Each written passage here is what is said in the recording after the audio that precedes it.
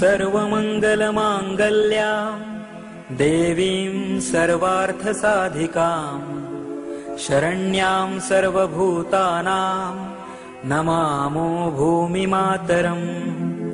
सच्चिदानन्दरूपाय विश्वमङ्गलहेतवे विश्वधर्मैकमूलाय नमोऽस्तु परमात्मने।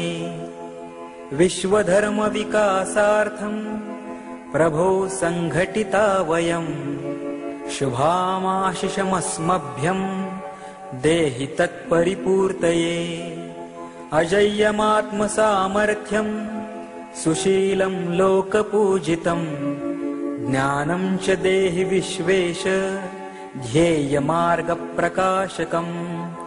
समुत्कर्षोऽस्तु नो नित्यं निःश्रेयससमन्वितः तत्साधकं स्फुरत्वन्तः सुवीरव्रतमुज्ज्वलम्। विश्वधर्मप्रकाशेन विश्वशान्तिप्रवर्तके हिन्दुसङ्घटनाकार्ये ध्येयनिष्ठा स्थिरास्तु नः। सङ्घशक्तिर्विजेत्रीयं कृत्वा स्मद्धर्मरक्षणं परमं वैभवं प्राप्तुं समर्थास्तु तवाशिषा। त्वदीये पुण्यकार्येऽस्मिन् विश्वकल्याणसाधके त्यागसेवाव्रतस्यायं कायो मे पततु प्रभो। विश्वधर्म की जय।